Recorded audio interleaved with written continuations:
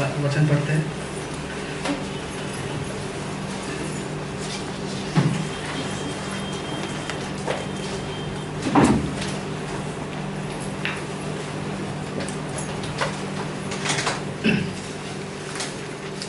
Okay, मैं प्रार्थना के बारे में बात करना चाहता हूँ, प्रेयर लाइफ के बारे में।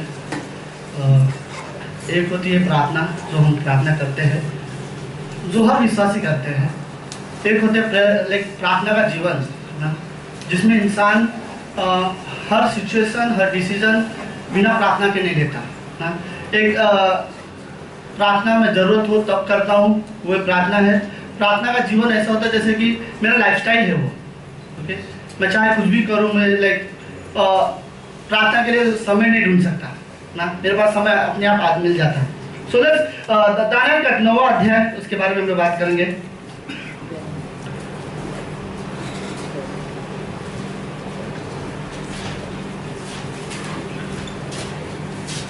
और 19वीं पंक्ति, मुझे ये पंक्ति बहुत पसंद है दानियल की प्रार्थना के बारे में।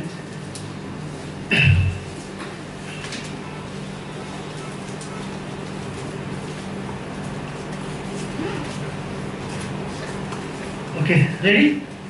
Okay, Daniel chapter 9 verse 19। Okay, Daniel 9वां अध्याय 19वीं पंक्ति। हे प्रभु सुन ले, हे प्रभु पाप क्षमा कर, हे प्रभु ध्यान देकर जो करना है कर, उसे कर, विलम्ब न कर। हे मेरे परमेश्वर, तेरा नगर और तेरा प्रजा तेरी कहलाती है, इसलिए अपने नाम के निमित्त ऐसा ही कर। राइट?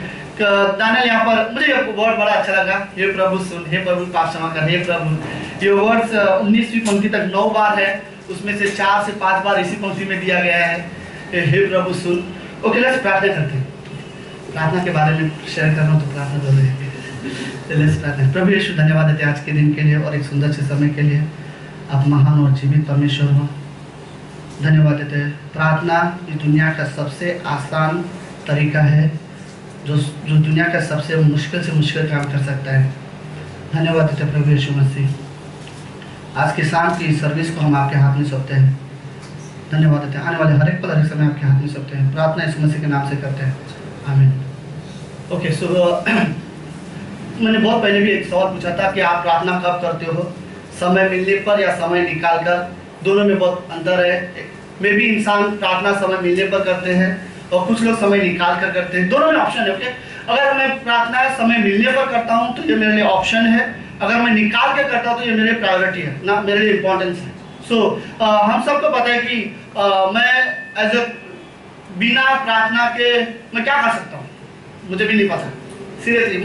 हमें जरूरत है मेरी प्रार्थना। यीशु मसीह ने हमें ये अधिकार दिया है, तुम मेरे नाम से जो कुछ भी मांगो वो मैं पूरा करूँगा। और हमारे पास एक सबसे आसान तरीका है प्रार्थना। में भी शैतान इस दुनिया में है, प्रार्थना के सबसे ज़्यादा अगेंस्ट है। उसको पता है कि जो इंसान प्रार्थना में इस समय प्रार्थना कर रहा है उसका अगेंस्ट शैतान नहीं आ सकता। सो दानियल यहाँ पे बड़ा अच्छा प्रार्थना के बारे में बड़ा अच्छा उसने प्रार्थना किया। दानियल की स्टोरी मुझे बहुत पसंद है प्रार्थना के बारे में, जो इस आज के पिछले 10-15 मिनट में मैं आपको बताऊंगा। लेकिन प्रार्थना हम विश्वासी की बहुत ज़्यादा ज़रूरत है, इतनी ज़रूरत। लाइक एज ए क्रिश्चियन में विश्वासी होने के नाते हम ये सोच सकते हैं, अगर यीशु मसीह धरती पर था और उसे प्रार्थना की जब इतनी ज़रूरत थी तो सोचो हमें कितना ज़रूरत होगा।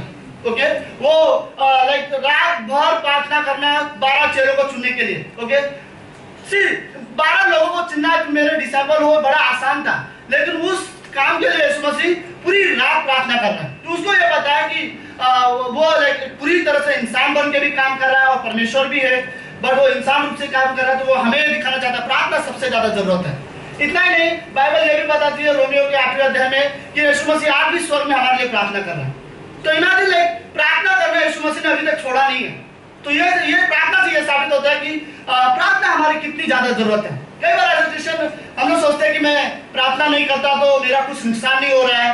कैसे? लाइक मैं ये नहीं बोल रहा, मुझे पता है सीरियसली मैं आपको बताऊं, ग्रेटर ग्रेस में प्रार्थना के बारे में ये चर्च रियली बहुत अच्छा कलीसिया है। मैं यहाँ पे प्रेचन के बारे में लाइक लेडीज प्रेचन हमारा पावरफुल है।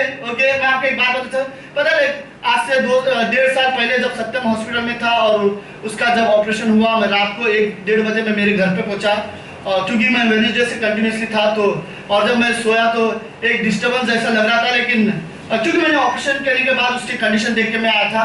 और उसके बाद 3 बजे उसके डैडी ने मुझे कॉल किया और कहा कि सत्यम का बचना मुश्किल है, डॉक्टर ने ऐसा कहा है। सो सडनली एक मन में आप इमेजिन कर सकते हो एक जो डर मन में होगा, और एक दूसरा फोन करने के लिए हाथ कांपना है, और इवन मैं मेरे फैमिली में किसी को नहीं उठा रहा हूँ, नहीं तो वो भी डर जाएंगे। मेरे मन में एक आया कि मुझे पता है कि लाइक प्रेम की मम्मी ने डॉक्टर सामिन आंटी को मैंने कॉल किया, पर मुझे रियली अमेजिंग लगा ये बात। उन्होंने एक देर में मेरा फोन उठा लिया था, और उन्होंने सिर्फ ऐसा नींद में भी नहीं है, लाइक फ्रेश में आवाज में उन्होंने मुझे पूछा, हाँ बोलो सतीश क्या होगा। तो मैंने बोला कि ऐसा ऐसा डॉक्टर ने कहा। तो उन्होंने कहा कि कोई बात नहीं, हम प्रार्थना करेंगे ना। लाइक लोग हमें पता है हम कुछ नहीं कर सकते, तो एक चीज हमारे पास है, वो है प्रार्थना। जो प्रार्थना की हम करना कभी नहीं बंद कर सकते। मैं एक चीज कह सकता हूँ, अगर आपको रियली प्रार्थना करना बंद करना है तो एक सॉल्यूशन है आपके पास। सीरियसली, अगर एज अ क्रिश्चियन विश्वासी जीवन में अगर आपको प्रार्थना बंद करना है, लाइक प्रार्थना करना बंद करना है, तो एक चीज ये याद रखो, एक ही तरीका है प्रार्थना बंद करने का। इस पूरी दुनिया में आपको अगर कोई भी इंसान या कोई भी चीज परमेश्वर से ज्यादा शक्तिशाली मिले, तो आप यीशु मसीह से प्रार्थना करना बंद कर दो। लेकिन अगर आपको यह लगता है कि इस दुनिया में ऐसी कोई भी चीज नहीं है जो परमेश्वर कर सकता है, और जो उसकी सामर्थ के बराबर मैं इस दुनिया में किसी को उसकी तुलना नहीं कर सकता, तो मैं ये कहूंगा कि प्रार्थना करना कभी बंद मत करना। क्योंकि मुझे तो पता है श्योरली, प्रार्थना का मतलब ये भी नहीं है कि हम आंखें बंद कर देते और अपने प्रॉब्लम्स बोल देते तो मन हल्का हो जाता। ये रियली प्रार्थना नहीं। प्रार्थना ऐसा है, मैं आंखें बंद करता हूँ और मुंह खोलता हूँ और सब बोलना शुरू करता हूँ, बट कहीं ना कहीं मुझे पूरा विश्वास है कोई है जो सुन रहा है। राइट, मैं अकेले एक कमरे में बड़बड़ नहीं कर रहा हूँ, मैं ये कोई लॉजिक इस्तेमाल नहीं कर रहा हूँ कि मन को शांति मिले, पर पूरा विश्वास के साथ मुंह खोलता हूँ कि यीशु मसीह है जो हमारी प्रार्थना को सुनता है, और वो हमारी प्रार्थना को निगलेक्ट नहीं करता। पूरे विश्वास के साथ हम आवाज खोलते हैं और पूरे विश्वास के साथ विश्वास कर लेते हैं कि मैंने प्रार्थना की है और मुझे मेरा प्रार्थना का उत्तर मिलेगा। और पता है, हाँ, मैं ये जानता हूँ कि प्रभु यीशु मसीह हमारी प्रार्थना का उत्तर कभी हाँ में देता है, कभी ना में देता है, या कभी रुको में देता है, बट प्रार्थना को निगलेक्ट नहीं करता। राइट, सो हम विश्वासी के लिए ज्यादा जरूरी। दानियल की कहानी में यदि 6वें अध्याय की जो स्टोरी है, हम सबको पता है एक राजा, दारा नाम का राजा, हिंदी में दारा है, ओके, दारा सिंह वाला नहीं। सो दारा एक ऐसा था कि उसके राज्य समय था, और उसको उस राज्य में जो सबसे अच्छा लड़का था वो दानियल उसको लगा। उसने करीब कुछ 300 लोग या 30 लोग समथिंग, कुछ मैं नंबर पढ़ा था, मैं भूल गया। ओके, उसने कुछ अमाउंट लीडर्स रिजर्व किए, ओके, और वो लीडर्स उसके राज्य में जितना भी देश में उसका कंट्रोल है उस सब में वो कंट्रोल करेगा। उसने लीडर्स तैयार कर दिया, और लीडर्स तैयार करने के बाद बोलता है ये सारे लीडर मेरे पास नहीं आने चाहिए, इनके ऊपर मैं और 3 लीडर खड़ा करता हूँ, और ये सारे लीडर्स इन 3 लीडर के पास जाना चाहिए। और उनमें से एक दानियल को रखा उसने, और उसके मन में यह भी इच्छा थी बहुत जल्दी मैं इन तीनों के ऊपर मैं दानियल को खड़ा कर दूंगा, क्योंकि मैं दानियल से बहुत प्यार करता हूँ, उसका कैरेक्टर बड़ा अच्छा लगा। ओके, सो जब उसने ये डिसाइड करने लगा तो बाकी 2 को पता चला भाई हमारे ड्यूटी में नौकरी में प्रॉब्लम होने वाला है, कुछ ना कुछ करना पड़ेगा। इस कारण में मुझे एक चीज बड़ा अच्छा लगा, सुनो, उन लोगों ने 1 महीना लिया और वो लोग ये ढूंढ रहे थे दानियल में प्रॉब्लम क्या है। उन्हें एक भी प्रॉब्लम नहीं मिला। वो लोग आपस में क्या कहते बताए, दानियल के कैरेक्टर में ऐसा कोई भी पॉइंट्स नहीं है कि हम राजा को दिखाए और कहें कि आप इसे निकालो। सो इससे बेटर है अगर उसका पॉइंट कैरेक्टर में दिखाना है तो वो ये है, वो प्रार्थना करने वाला व्यक्ति है, उसके अगेंस्ट। मुझे बात बड़ा रियली अच्छा लगा। एज ए क्रिश्चियन आप प्रार्थना का जीवन अगर आपका है तो आपके कैरेक्टर में किसी को कोई फॉल्ट नहीं दिखेगा। रियली लाइक मैं अगर दिन में मैं 3 बार परमेश्वर के उपस्थिति में जीता हूँ तो संसार की चीजें मुझे जल्दी हावी नहीं कर सकती, ना मेरे फ्लैश मुझे कंट्रोल कर सकता है, ना ये संसार ना दुष्टात्मा मेरे विचार को कंट्रोल कर सकती है। अगर मैं रियली दिन में 3 बार डिसिप्लिन करके मैं परमेश्वर के सामने उपस्थित खड़ा होता हूँ। सो और एक बात अगर मैं बोलूँ ऐसे, लाइक इस दुनिया में कोई भी क्रिश्चियंस ओके परमेश्वर की उपस्थिति को कभी महसूस नहीं कर सकता अगर वो प्रार्थना नहीं करता था। लाइक सी लाइक मैं मानता हूँ हमारा चर्च जाना, बाइबल कॉलेज करना, ये सारे एक चीज है, और रेगुलर चर्च जाना, Wednesday service, Sunday service, Bible college dedicated, like हफ्ते में और 2 एक्स्ट्रा क्लास भी कर लो, बट ये सारी चीजें मुझे हेल्प करती है ग्रो होने के लिए, बट कंप्लीटली गॉडली नहीं बनाता। बट गॉडली बनाता है मुझे जो रोज का लाइफ ओके, जो और उस रोज के लाइफ में मुझे चाहिए परमेश्वर के साथ नजदीकी संबंध। मैं कहने का मतलब ये है, पॉसिबल है कि इस दुनिया में मैं चर्च जाता हूँ, मैं प्रार्थना करता हूँ, और चर्च में प्रार्थना प्रेयर टाइम अटेंड करता हूँ, मैं बाइबल कॉलेज भी अटेंड करता हूँ, बट कहीं ना कहीं मैं ये कमी महसूस कर सकता हूँ कि मेरे प्राण को परमेश्वर के साथ नजदीकी संबंध की जरूरत है। और वो जो है मेरे सोल को जो परमेश्वर के साथ जो नजदीकी संबंध की जरूरत है, उसकी शुरुआत अगर मुझे करना है तो वो प्रार्थना है। राइट, मैं प्रार्थना में जाता हूँ, मैं बात करता हूँ, और फिर बाइबल खोलता हूँ, मैं बातें सुनता हूँ।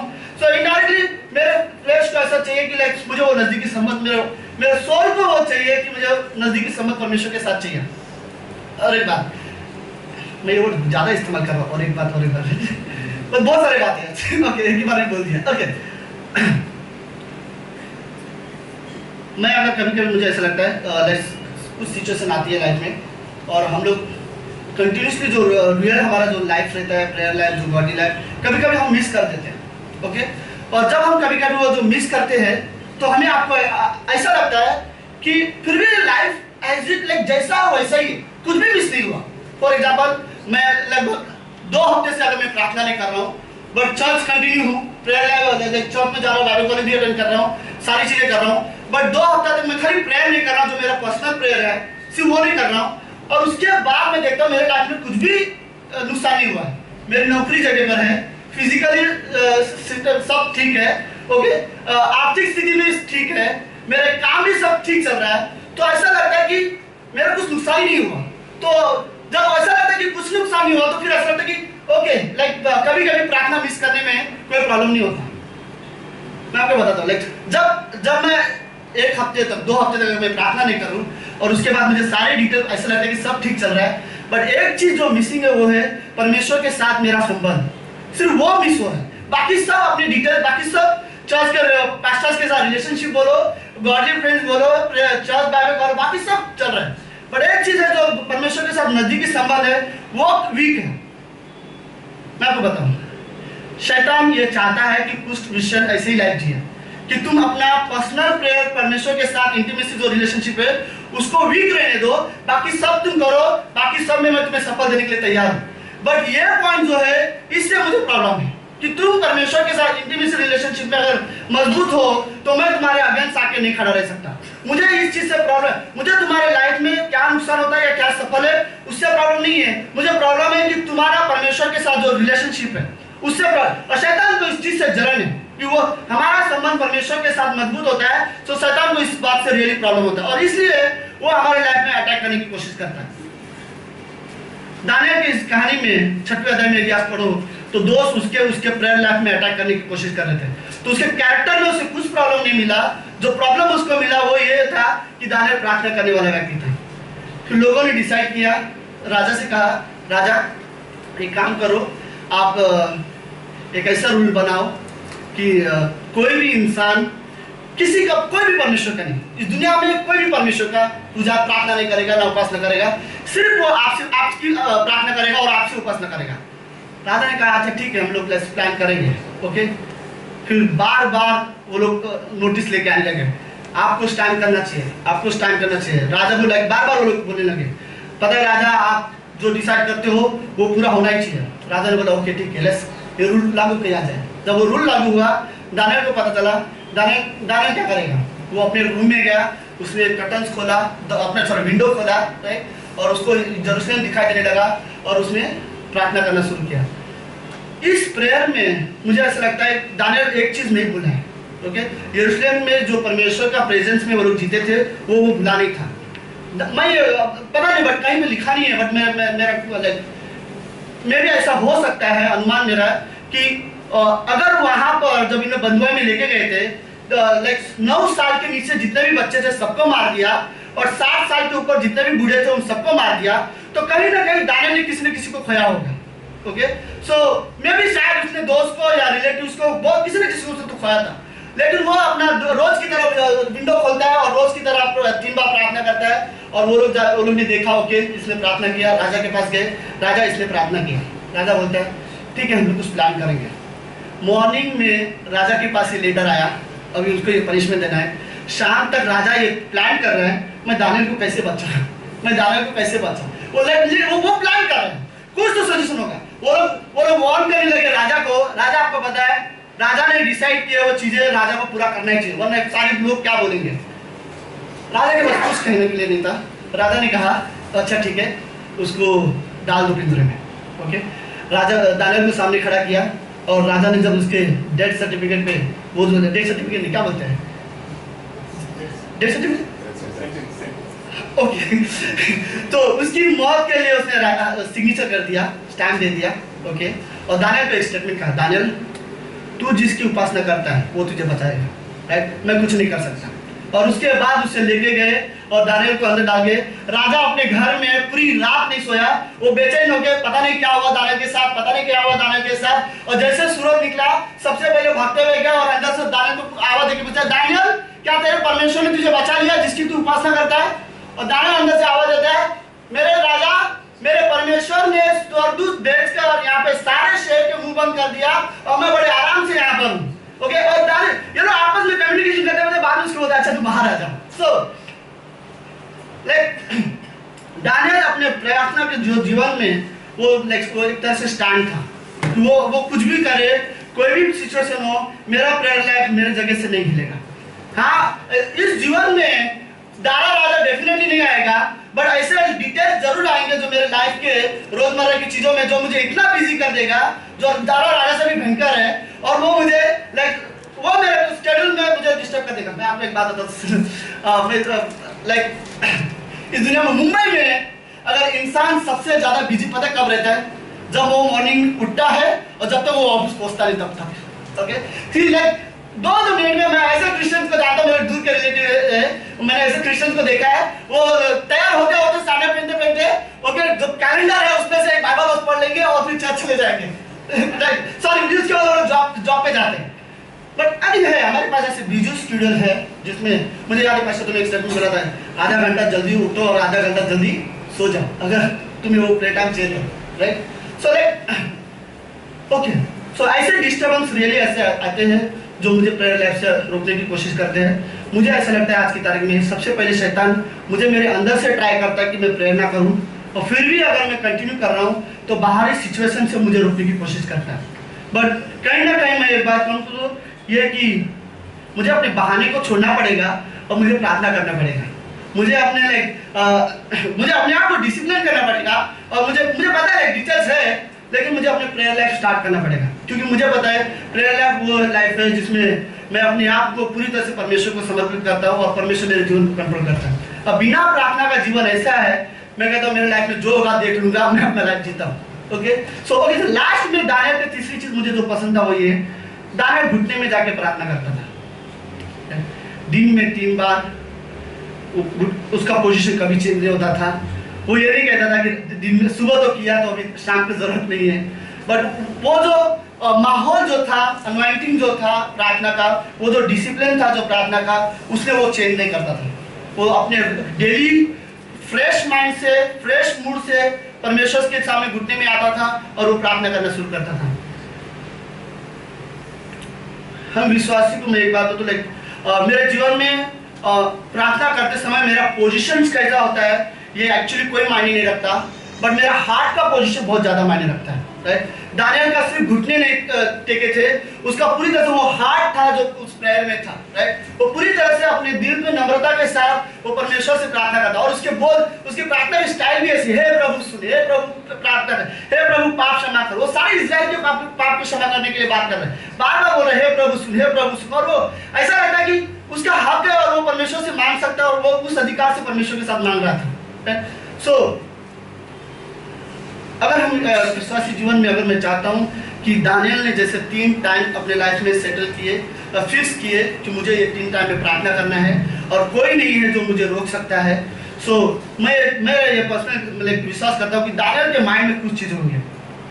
पहली चीज कि वो अपनी सारी जरूरत यीशु मसीह में देख रहा था, राइट। मेरे जो हाँ दुनिया में कई सारी चीजें हैं जो हमारी जरूरत पूरी कर सकते हैं, बट मेरे पहली सबसे ज्यादा जरूरत है वो है परमेश्वर है।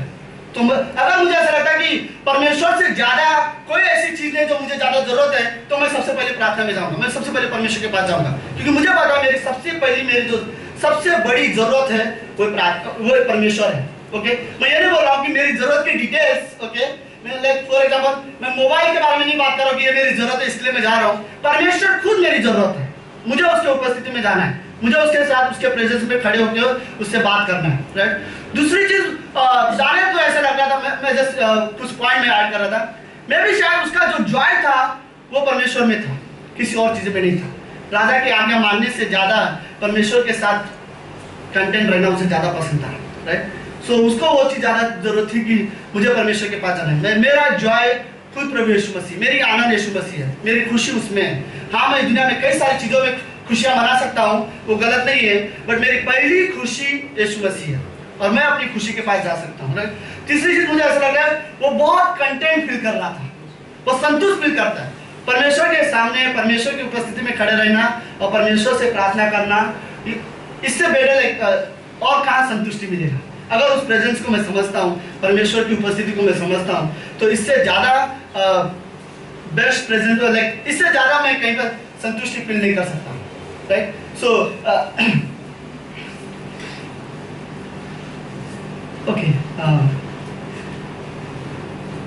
ओके जस्ट लास्ट में सॉरी का शब्द ओके मैं टाइम से ज्यादा लगता है मुझे। ओके लेट्स पहला यूहन्ना का 5वां अध्याय।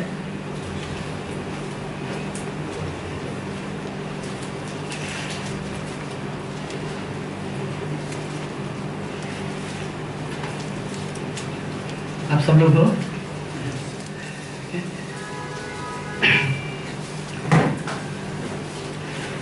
ओके 14वीं पंक्ति, पहला यूहन्ना 5वां अध्याय 14वीं पंक्ति।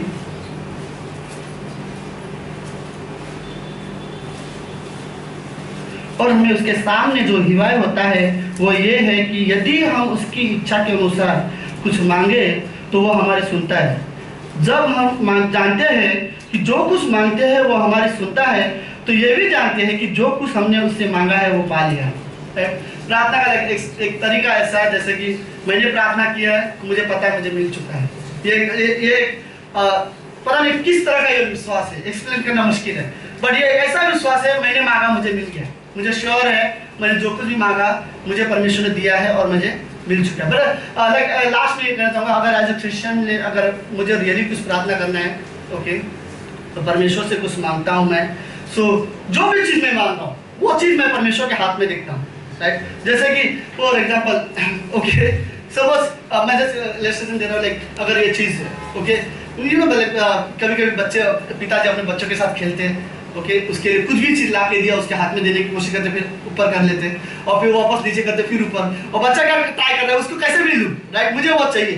और वो अगर वो खाली हाथ से करेगा तो बच्चा शायद उतना उड़ी नहीं मारेगा, उसको पता उसमें कुछ नहीं है, बट उसको दिखाएगा और वो जंप करेगा तो बच्चा से। पर आज क्वेश्चन में मेरी कोई भी प्रॉब्लम हो, कोई भी गॉड, मैं आपके हाथ में वो सिचुएशन को देखता हूँ और मुझे पता वो हो सकता है, और इस तरह से मैं मानता हूँ। हाँ, लाइक मेरी चंगाई उनके हाथ में मुझे दिखाई दे रही है और मैं बोलता हूँ मुझे वो चाहिए, right.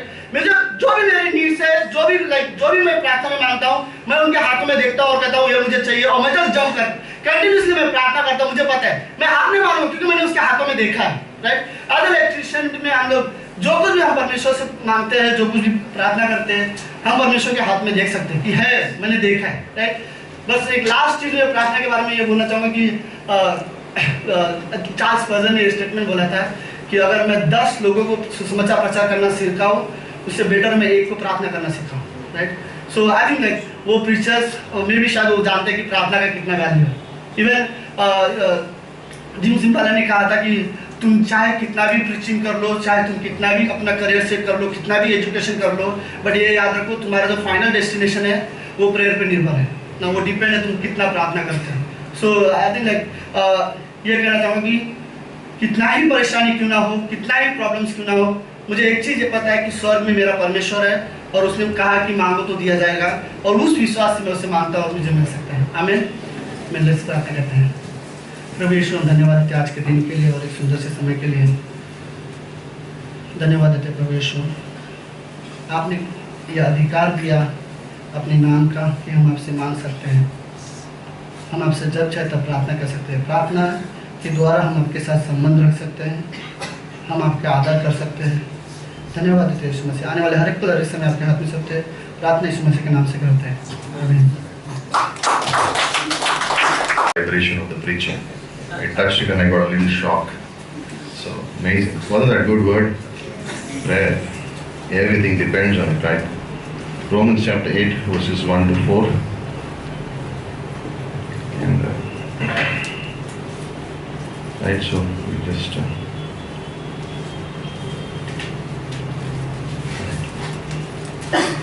there is therefore now no condemnation to those who are in Christ Jesus, who do not walk according to the flesh, but according to the Spirit. For the law of the Spirit of life in Christ Jesus has made us free from the law of sin and death. For what the law could not do, in that it was weak through the flesh, God did by sending His own Son in the likeness of sinful flesh on account of sin. He condemned sin in the flesh, that the righteous requirement of the law might be fulfilled in us, who do not walk according to the flesh, but according to the Spirit.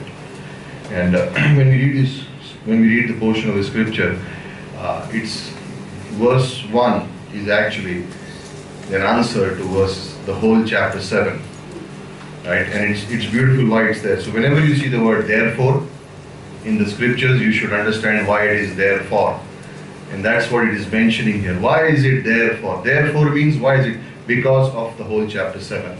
And there is a struggle there. So you have to look back on why it's there. And Paul is making a case out of the whole thing. He's just explained doctrine. And then he comes to chapter 8 and he's trying to explain. Because when this book was written, Christians in Rome were facing persecution. And they did not have the whole Bible with them. So they did not know.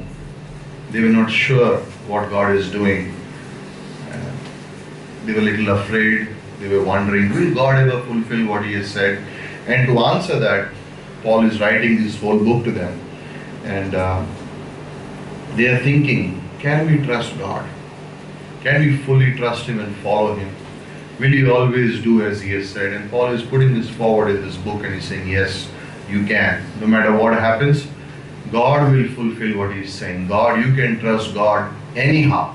You can trust Him. He will do. He will never change His plan. He will never change His will. What He has planned for you, He will do it anyway. And in Romans 7, the believer, in this way, Paul is facing a difficulty.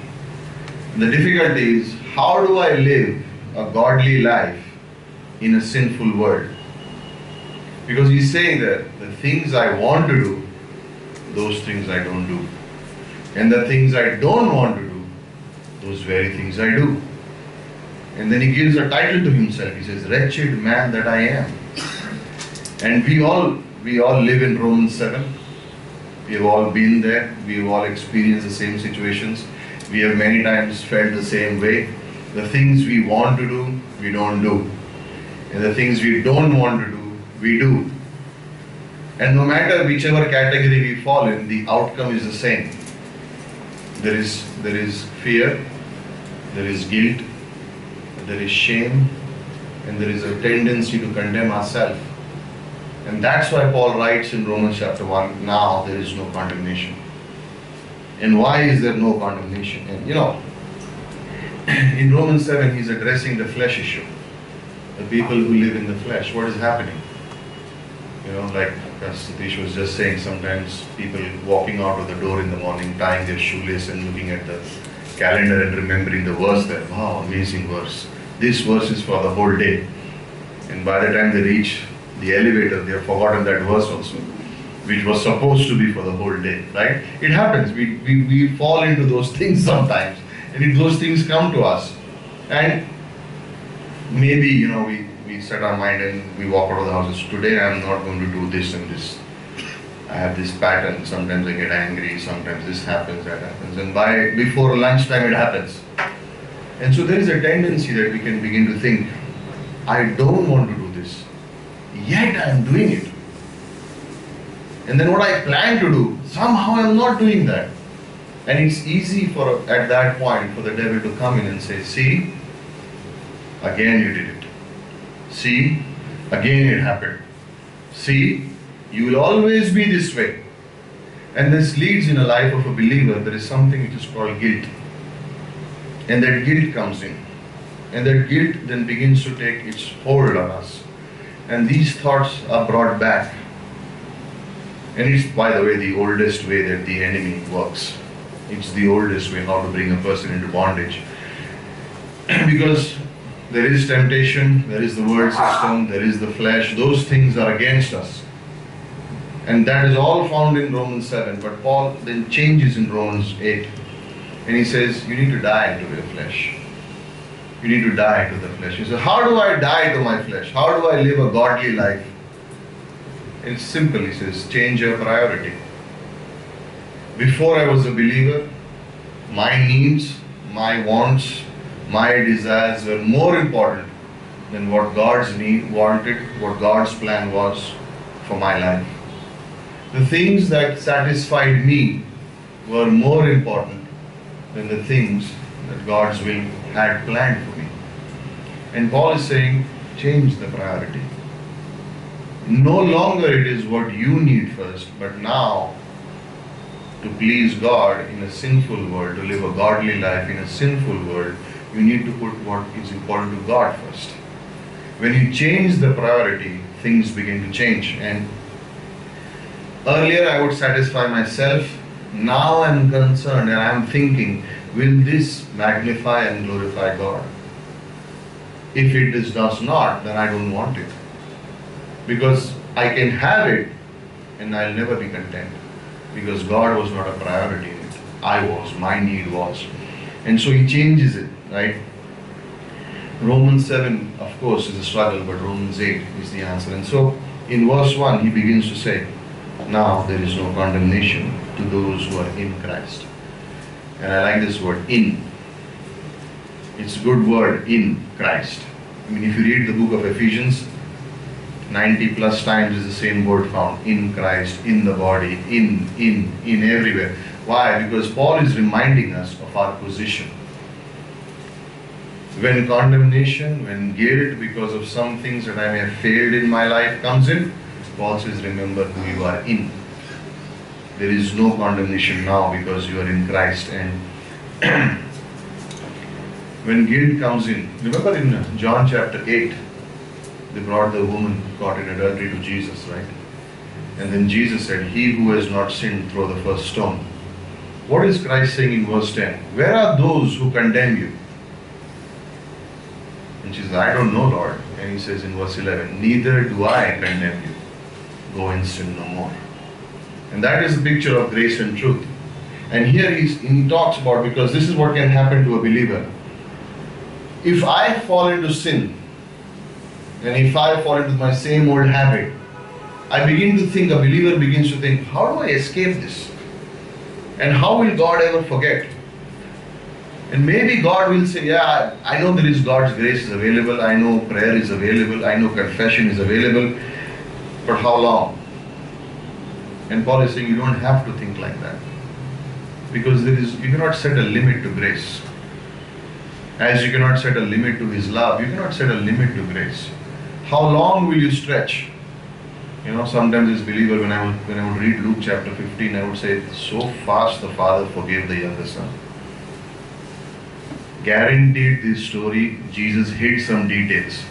Maybe after the story, the father went back and told the younger one, see, don't do this again. See, I know what you did. But there is no mention of it there. There is no limit to the grace of God. And so a believer does not have to live in condemnation. Because, you know, we need to understand that the ministry of Christ is not legalistic. There is no legalism there. It's grace-oriented ministry. And we don't put a hedge of saying this much and not more. Have you found grace easy to receive? Like when you do something and something happens and you want grace, do you find it easy to receive for your failure? Yes. How many of you find difficult to give grace? Right? It's easy. Like if something goes wrong, I deserve grace. But if somebody else, then you deserve it. And we find it sometimes difficult to give grace and easy to receive. But Paul is saying you don't have to live in the guilt of it. You don't have to live in the guilt of a failure, because we need to live in the grace of God. And Hebrews chapter 12 verse 15 says, don't miss the grace of God. lest it brings a root of bitterness. 2 Samuel chapter 9, David goes after Saul's son, right? Mephibosheth. And Mephibosheth accepts the offer and eats at the king's table. You know what we miss? In the next chapter, 2 Samuel chapter 10, David does the act again to Naosh, I think its name. And he offers the same thing and says, the king of Ammon, he was good to me, so let me extend grace to him. And you know what they do? They doubt David's, that he is doing something wrong here. And in the end, 50,000 people die. In chapter 9, Mephibosheth accepts the offer and he eats at the king's table. And the same offer is given to someone else and they reject it.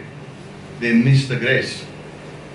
And what did it end up into? 50,000 people died.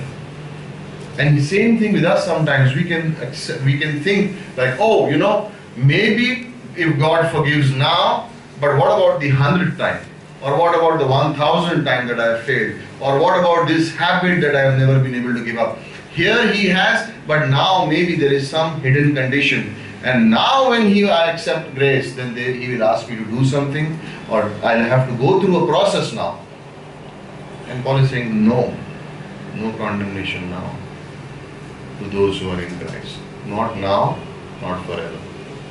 Because when a believer falls into condemnation, they lose their joy. They lose the freedom that they have in Christ. They lose like the passion. Suddenly taking steps of faith does not mean anything to them.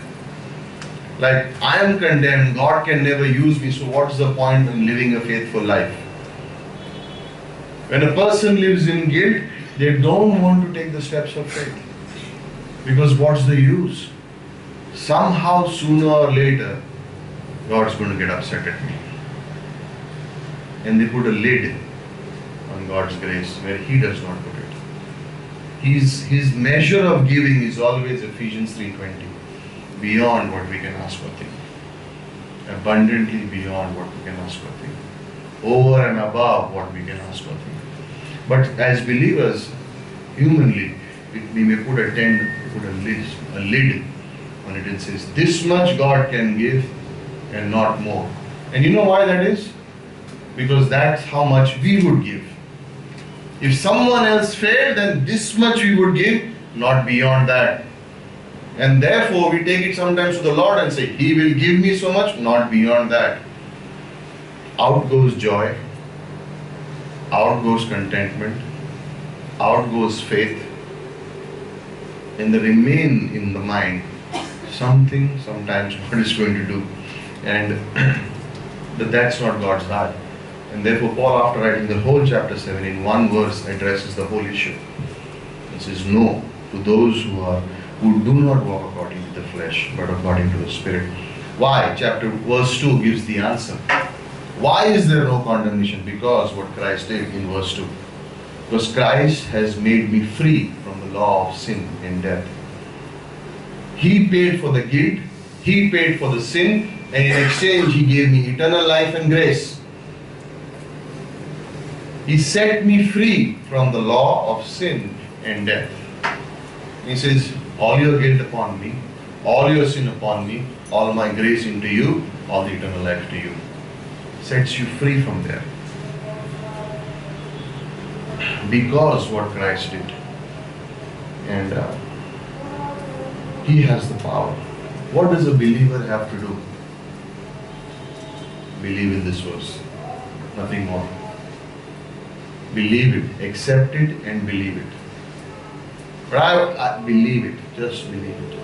I can try, I will fail, I will fall, but just believe in it. Because there is no end. He has set us free. He has given us a spirit of life. And as believers, sometimes it's so easy for us to believe in the projections that the devil throws. Very easy. Sometimes we believe what he's saying, what the projections are saying. And he says, you're no good. And he says, yeah, maybe. And you look at another person and say, wow, he's doing so well or she's doing so well. And he says, but me? And he's saying, no, Christ has set you free from that guilt. So there is no condemnation. You don't need to look at it because Christ has set you free. You cannot set yourself free. Christ has set you free. So no need to look at someone else. You don't look this way, you look this way.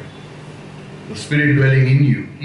And whenever we feel that way, turn to the promises of God.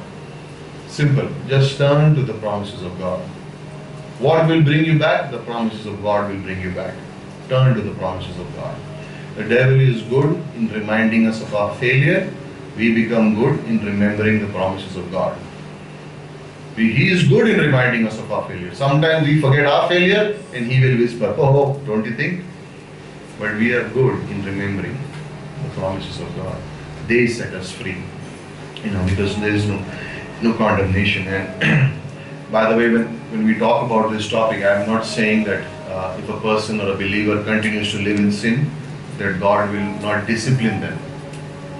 He will discipline, but He will never condemn. Because grace is not a license to sin. It's a license to live godly. If a person thinks grace is a license to sin, read Titus chapter 2. It leads you to live a godly life, not an ungodly life. And if God does not keep a record of my sin, neither should you. Neither should I. Remember a few weeks back on Sunday we gave that illustration of the guilt. The man wrote a 50,000 check. Business man left an organization job and he wrote a check of 50,000 rupees to his earlier employer, and told him, when I was working in your office, I cheated you of money. So here is, and I can't get sleep now. I find it difficult to sleep because I cheated you. So here is 50,000 rupee check. And if I don't get sleep, I will return the remaining also. That is not freedom from guilt, right? That's not the freedom, but that's how sometimes we can think. If I do this part, then maybe the guilt will go. But he's saying no, because what Christ has done, the whole thing is gone. How did David get rid of his sin? Read Psalm 32 verse 5. He says, you forgave me my iniquity and you took away my guilt. So Christ is saying, because of what I did for you on the cross, I not only forgave you your sin, I added a benefit to it. I took your guilt also away. Imagine if Christ paid for my sin, but He would allow the guilt to remain in me. What would I do? I would think back, oh, I sinned, but Christ paid. He says, I removed the guilt away. People in prison who are living in prison because of the crimes that they commit. They commit for an instant and then they are in prison. And what eats them up there is the guilt. I wish I had not done this. And it eats them up because it's reminding them again and again of what they did. It reminds them, and that's why I thank God we have many ministries that go into the prisons and preach the gospel, because that will set them free. That will set them, not condoning that what they did was right, but it sets them free.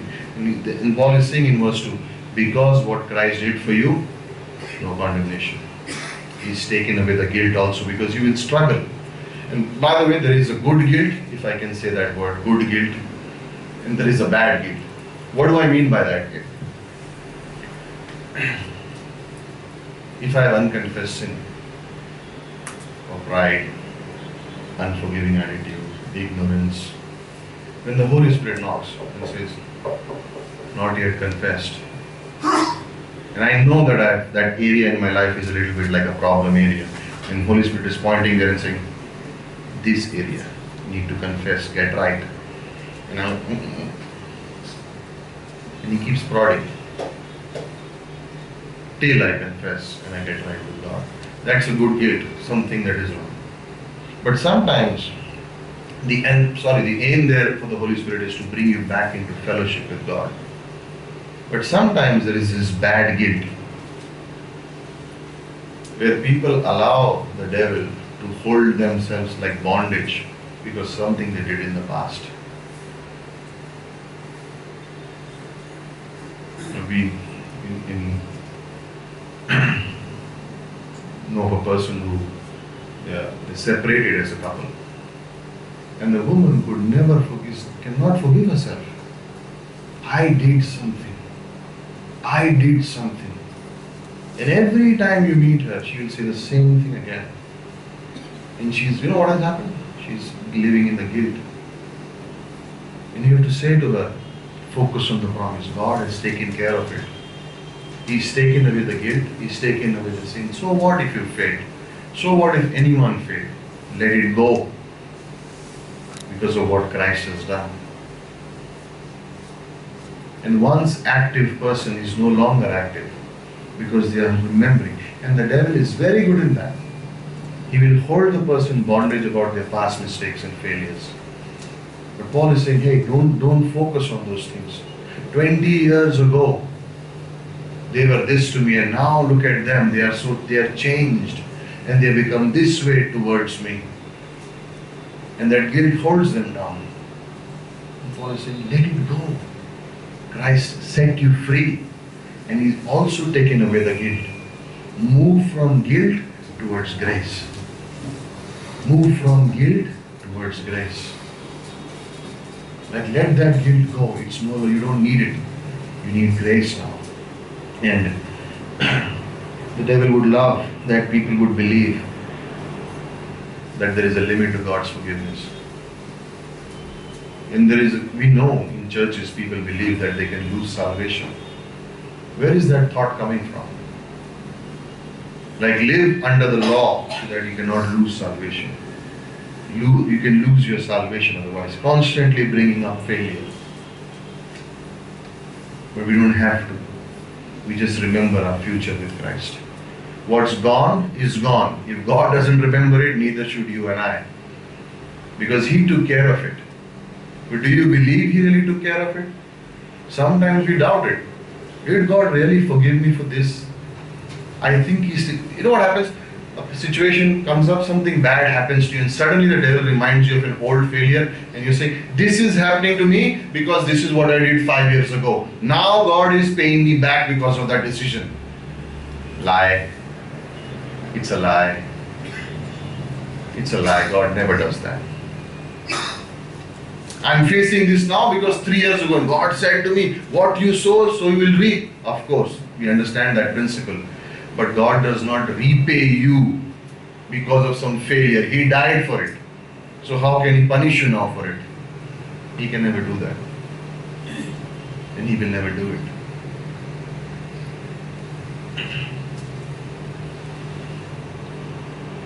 Verse 3. Because of Christ we are set free, right? What the law could not do, in that it was weak, Christ did. Christ did. By sending His own Son in the likeness of sinful flesh, on account of sin, He condemned sin in the flesh. And the law would never set a person free. Every time a person in the Old Testament would sin, go sacrifice, no grace. Go sacrifice, go sacrifice, go sacrifice. You failed, you go sacrifice. But in the New Testament, the economy changed. Christ came and He took it away. And He says, what the law could not do because it was weak, God did by sending His own Son. A man was traveling with his family in the car, and they were going on a vacation. And suddenly a bee came inside the car, and the younger son sitting behind was allergic to bees, and just recently back he had suffered a bee sting, and the doctors had told the family that if next time a bee stings him, it will be lethal, it could be dangerous to his life. He's allergic to these things. So the moment the son saw the bee come into the car, he started shouting, screaming. He jumped in the back of the car and he's screaming and shouting, afraid. And the father is saying, no, don't worry. And he's shouting. So the father just put the car on the side. And as the bee was going around, he just caught it. And then he told his son, don't worry, I have it in my hand. And so the son, little by little, began to oh, okay. But as the father was saying it, his face began to signs of pain. And you could see his hand beginning to swell because the bee stung the father. So he let go. And the bee started going zzz again, and the son started shouting again. And the father called to the son and says, don't worry, see this. He has stung me, so he can't sting you. He can only buzz. And isn't that what Christ did? He took it on the cross. And now the devil can only buzz, but he can't do anything. Oh death, where is your victory? Where is your sting? Christ took it away. What the law could not do, God did by sending His Son. Set us free. And so therefore Paul is saying, you may fail, you may experience Romans 7, but don't worry, Romans 8, 2 and 3 are the answer right there. Christ set you free and Christ gave you victory. He's taken away the sting. So He can remind you, the enemy can remind you of your faults and failures, but Christ took it on the cross. Remember in the Old Testament, the serpents bit, where were they supposed to look? On the brass pole. And look at the serpent, and what would happen? Heal. In a way pointing to Christ. So New Testament, the same thing. When the buzzing happens, look to Christ. When He reminds you of your failure, you remind Him of His future. Where is He going to be? In the lake of fire forever. And where are you going to be? In heaven forever. Big gap. It's not changing. That position is not changing. Right? Verse 4. That the righteousness requirement of the law might be fulfilled in us who do not walk according to the flesh, but according to the Spirit. 613 laws, 10 commandments. You think they could fulfill it? Never could fulfill it. But Christ came, right? That's grace. He fulfilled it all. So that what? His righteousness is now put into us. We don't become righteous automatically. Our sin imputed on Christ, and if that was the case, we would never be righteous. But God puts His righteousness in us, right standing before God. And He says, no condemnation. Why? Christ paid for your sins. Christ set you free, and Christ makes you righteous now. And that's all because of the grace of God. So you don't have to live in guilt. You don't have to live in fear. You don't have to live in shame. You don't have to be bondage to what the lies of the enemy is, but understand your position in Christ, that you have been set free.